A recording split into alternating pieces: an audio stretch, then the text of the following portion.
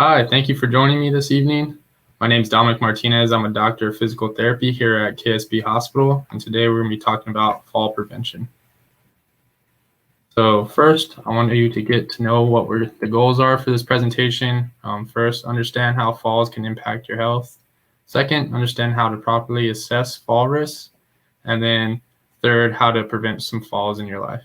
So let's start with saying, what is a fall? So by definition, an unintentional loss of balance that leads to a failure of postural instability. So what does that mean? That means you can change your level from normal walking and then you fall on your butt, anything like that. Lowering your level of your normal posture, anything like that would be considered a fall. So some fall facts: 30% of adults over the age of 65 experience a fall each year. So that's a pretty high percentage of individuals. So the main focus around this presentation is kind of reducing that fall risk and lowering that percentage. 40% of adults over 75 years or older experience a fall. So as you get older, the increase of falling will go higher as you get older. And this last bullet point here is in 2016, $30,000 were estimated as the average hospital admin costs for an adult who will fail. So falls cost a lot of money. They put people in the hospital, and preventing them is a big deal to reduce that and maintain your health as well. Some other fall facts: 1 out of 5 falls cause a serious injury, such as a broken bone or head injury. Each year, 3 million older people are treated at emergency departments for fall injuries, and over 100,000 patients a year are hospitalized because of a fall injury.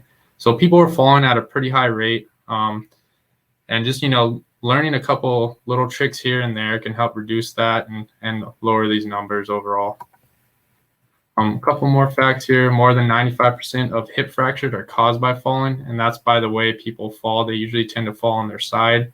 And most of the time, hip fractures has to reduce in a replacement there. So that's an even bigger recovery. Falls are the most common cause of traumatic brain injuries. Those aren't good. You definitely don't want to get those. Longer recovery. And then in 2015, the total medical cost for falls totaled more than $50 billion. So again, people are falling, and it's costing a lot of money for medical insurance and the hospital to take them in. So doing whatever we can to reduce those falls at home is very important. So what can happen after a fall? So a fall can cause broken bones like wrist, arm, ankle, hip, or fractures like we kind of talked about.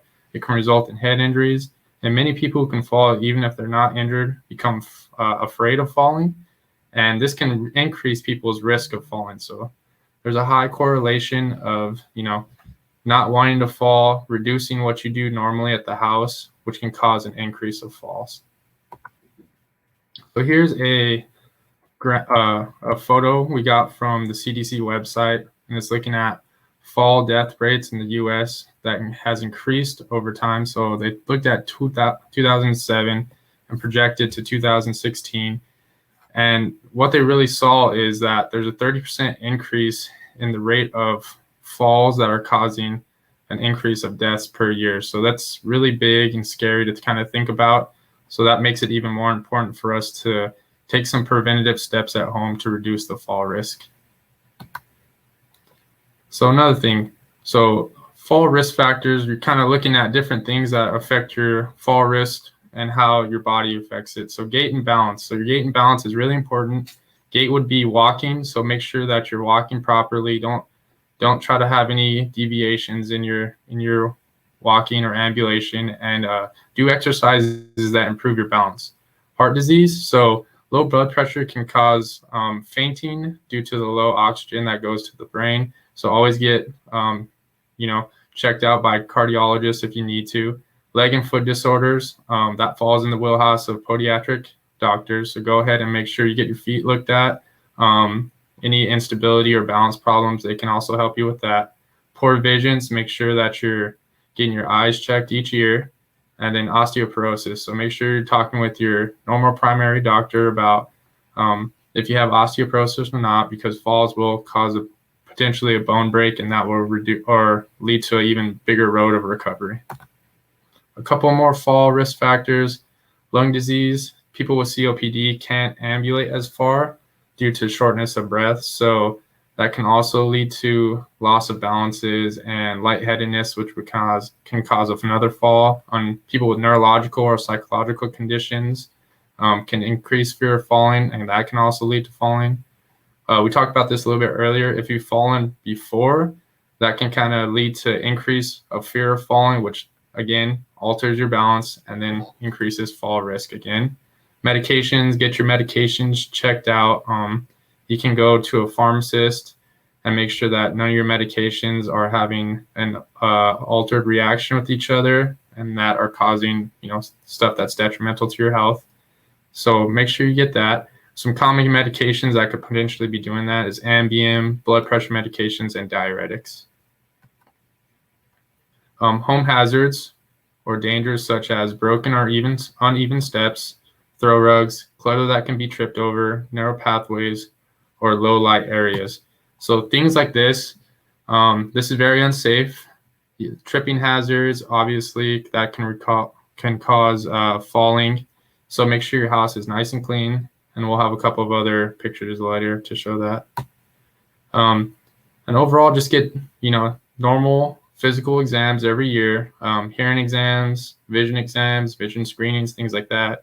Learn about good nutrition, learn about your medications. We talked about that. And overall, just prioritize your health. That was a tough word. So just learn about your health. Put your health first. You are your own advocate. So as a patient, you need to go and make sure that you're getting these physical, hearing screens, vision screens, and just be the best that you can be with your health. So ways to prevent falls. So kind of like this. If you use a assist device, make sure that it's a proper height. So most assist devices, such as canes or a walker, need to be about the height of the hip pointer there. As you can see on those gentlemen on the screen, you have a slight bend in your elbow, and kind of the walker and the cane go up to the wrist there and up to the hip height. And if you need help adjusting those, go ahead and ask either one of your primary doctors or a physical therapist with that. Set up your environment for success. So we kind of looked at a picture of a bad environment earlier and how there was clutter and broken steps everywhere. So the picture on the right, so the one in the red, so the 1, 2, and 3, those are all fall hazards there. Baggy clothes on the ground or sheets that are left out, a walker in the walkway, all tripping hazards, not a well-lit room. So those are all potential falling risks. So at home, make sure you look out for things like that. And then you can kind of see on the picture on the left there where it's in green, those are all kind of cleared walkway. The shoes are out of the way. The room's nice and lit. So you have a clear path and a well-lit room to walk into without any tripping hazards. Next, always keep a life alert or cell phone with you in case you do fall. There's been numerous stories about patients who have fallen. There's no way to contact anyone, so they've been laying on the ground for several hours.